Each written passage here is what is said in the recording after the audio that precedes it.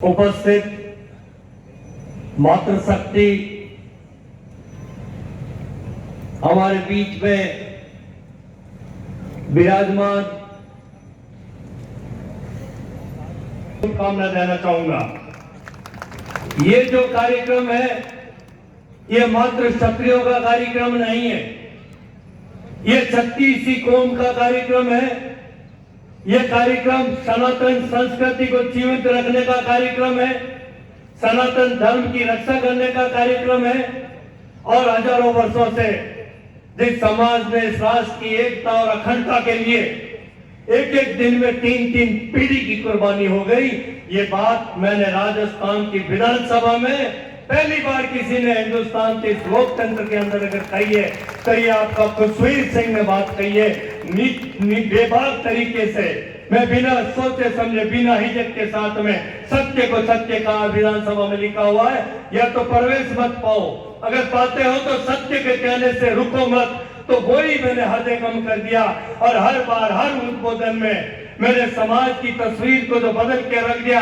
हमारे कुछ लोगों ने अपने वोटों की राजनीति रोटियां सेकने के लिए किसी ने आज से पूर्व हिम्मत और जुर्रत नहीं की। वो काम खुशवीर सिंह ने राजस्थान की विधानसभा में एक बार नहीं सैकड़ों बार बोल के उस बात को कहिए जो हमारे समाज की तस्वीर को बदल के रख दिया।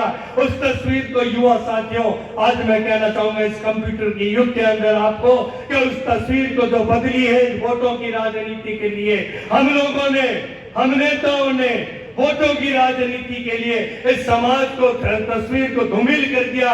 आज सबसे बड़ी चुनौती वही है कि उस तस्वीर को सीधी करके दिखाना है और उसका प्रयास आपका ये खुशवीर सिंह उस सेतु बंधन में उस गिलहरी ने भगवान राम के पास में जो अपनी मिट्टी से भीग के पानी में और वह मिट्टी लेके जा रही थी, वो गिलहरी वाला प्रयास आपका खुशवीर सिंह ने राजस्थान विधानसभा में करके दिखाया। डर से अलग हो जाता, वो डर लड़ता, वो सामंत है जिस तरह से आज हमारे सेना का सर्वोच्च सम्मान हमारा जो परमवीर चक्र है साथियों, वैसे ही हमारे सामंत है।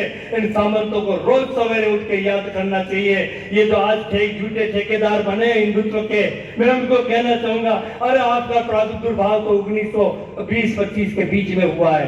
अरे हजारों वर्षों तक एक एक दिन में 3-3 पीढ़ियों ने कुर्बानी की इस हिंदुत्व की रक्षा के लिए। मैं आज इस अवसर पर कहना चाहूंगा केंद्रीय मंत्री हमारे विराजमान है, मैं आपसे भी निवेदन करूंगा, हालांकि इस बार मुझे समय नहीं मिला था, विधानसभा में बहुत कम समय मिला। एक बात मैं कहूंगा कि आप मेरा संदेश अगर पहुंचा सके तो हमारे उत्तर प्रदेश के मुख्यमंत्री योगी जी को पहुंचा दे एक संदेश कि योगी जी आगरे का जो किला है हमारा, उसमें पहला सबसे दूसरा माफी चाहूंगा, ये विधानसभा में मैंने बात कही है, गोरा और बादल ने सर्जिकल स्ट्राइक करके महाराणा रतन सिंह जी को लेके आए थे।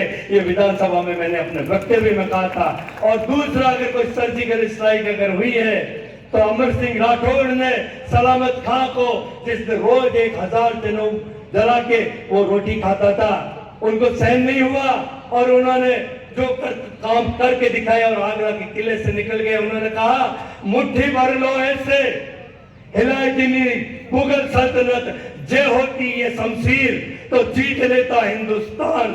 साथियों मैं कहूंगा मंत्री महोदय विराजमान है, आज जब महाराणा प्रताप के नाम से हमारे कॉलेज की नामकरण की बात आई मांग, तो एक मांग मैं भी आपको रख देता हूं। आप जो EWS का हमारे मुख्यमंत्री जी ने जो हमें सौगात दी है आरक्षण की, उसमें केंद्र से भी आप दिलवाए, ये मेरी हाथ जोड़ के विनती है।